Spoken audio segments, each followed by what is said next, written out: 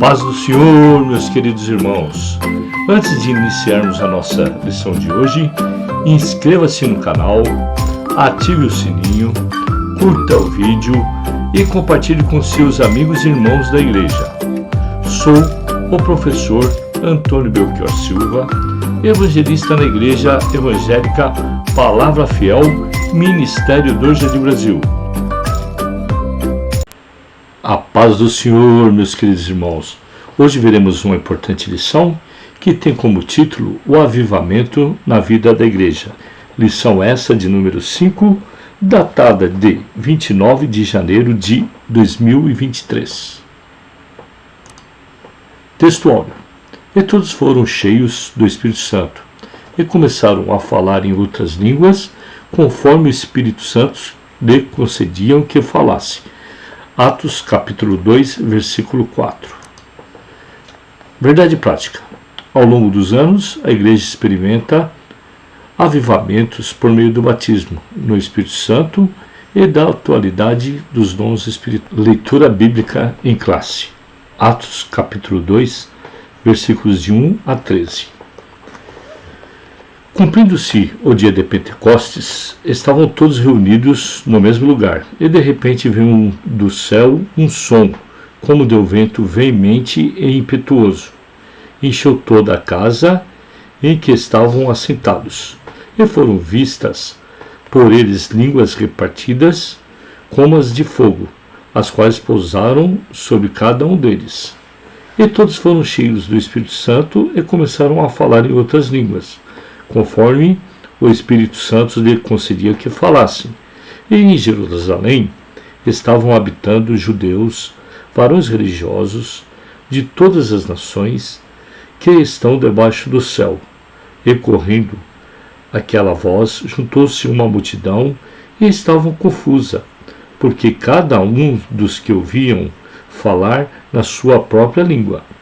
E todos pasmavam e maravilhavam, dizendo uns aos outros: pois que não são galileus todos esses homens que estão falando? Como, pois, os ouvimos, cada um na nossa própria língua em que somos nascidos? Pardos e medos, elamitas, e os que habitavam na Mesopotâmia,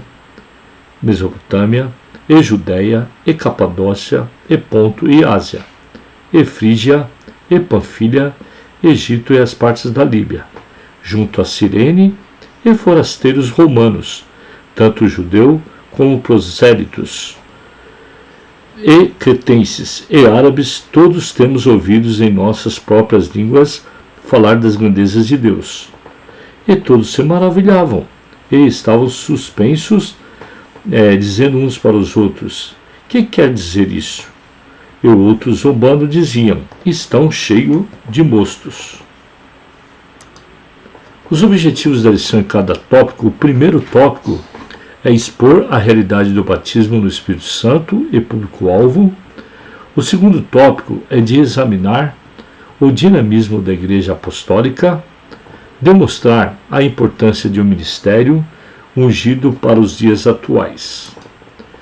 E uma pequena introdução da lição diz que nos primórdios da igreja, o povo de Deus era avivado e caminhava sob direção do Espírito Santo.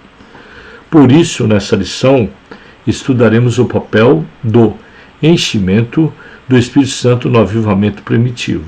Analisaremos o aspecto dinâmico da igreja e, finalmente, teceremos algumas considerações quanto ao dinamismo avivado da igreja primitiva para os dias atuais. O primeiro tópico fala que o batismo no Espírito Santo é o público-alvo. E o subtópico 1, o chamado abrangente de Jesus. A primeira condição para receber o batismo no Espírito Santo é passar pela experiência de salvação, sendo necessário arrepender-se e crer no Evangelho, pois sem arrependimento e fé não há salvação.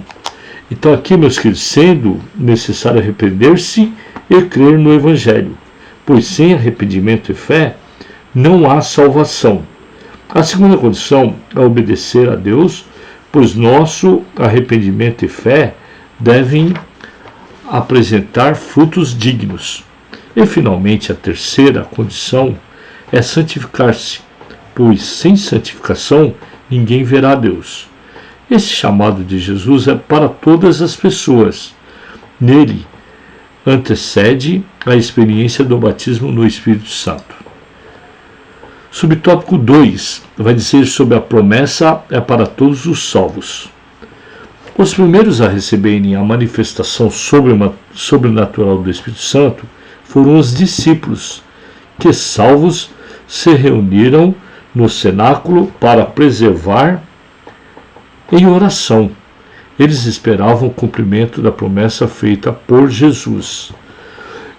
E, de repente, o Espírito foi derramado sobre todos os que estavam reunidos e assentados na casa.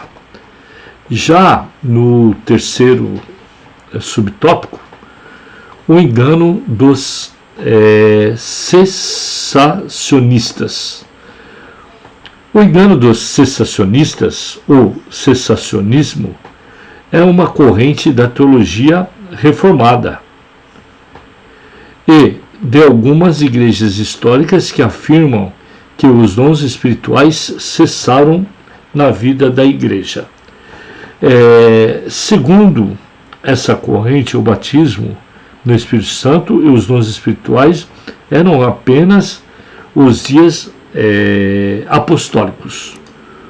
Segundo tópico, o dinamismo da igreja apostólica. O subtópico 1 vai falar: a igreja nasce avivada. Do ponto de vista histórico, a igreja passou a existir no dia de Pentecostes. Isso ocorreu sob a atuação direta do Espírito Santo. A igreja nasceu avivada. Assim como o tabernáculo foi consagrado pela descida da glória divina, a igreja foi consagrada pela descida do Espírito Santo. Já no segundo subtópico, a igreja depois do Pentecostes. Os sinais do poder de Deus nos Atos dos Apóstolos podem ser resumidos assim: conversões e batismos, os quais eram frutos do avivamento espiritual em Jerusalém. Após o Pentecoste, a igreja apostólica pregava na autoridade do nome de Jesus, na unção e no poder do Espírito Santo. Agora, no terceiro tópico, vai falar sobre um ministério ungido para os dias atuais. E no primeiro subtópico, na unção do Espírito Santo, a pregação cristã deve ser acompanhada de poder, sinais e milagres. Esses sinais podem ser manifestos por meio de salvação de vidas para Jesus, expulsão de demônios, imposição de mãos sobre os enfermos para serem curados, conforme Jesus declarou que aconteceria. Um ministério avivado, ungido pelo Espírito Santo, é indispensável à missão da igreja nesses dias. Agora, o terceiro subtópico vai falar sobre autenticado por Deus. O ministério ungido não se desenvolve apenas por intermédio dos instrumentos formais e acadêmicos dentro dos padrões hermenêuticos, exegéticos e homiléticos da pregação. Todos esses instrumentos são importantes para o aprimoramento do obreiro, mas só eles não bastam. É preciso que Deus aprove o trabalho do obreiro. Terceiro subtópico. Glorifica a Cristo. O ministério ungido pelo Espírito glorifica a Cristo e não o homem. Não por acaso, nosso Senhor declarou que a missão do Espírito Santo é glorificá-lo. Assim, toda a mensagem do Evangelho é atividade sob a direção do Espírito Santo. Devem glorificar a Cristo. Aos Coríntios, os apóstolos Paulo ensina que, quer comais, quer bebais ou façais outras coisas, fazei tudo para a glória de Deus. Deus em Cristo é que deve ser glorificado. a partir de nossa instrumentalidade na obra do Senhor.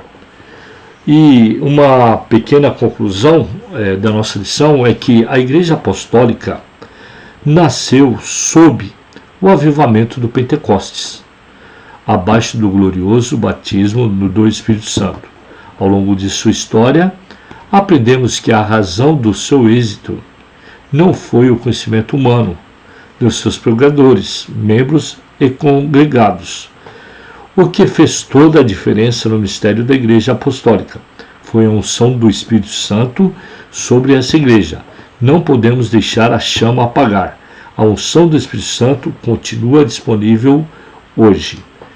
E, revisando o conteúdo, temos 5 questões aí que devem ser trabalhadas pelos nossos queridos professores da escola bíblica. É que a primeira, qual é a primeira condição para alguém receber o batismo no Espírito Santo? O que é que defende o sensacionismo?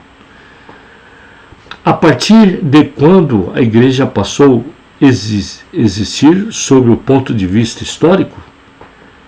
Como eram caracterizada a pregação da igreja apostólica depois do Pentecostes? Quem deve ser glorificado na obra do Senhor?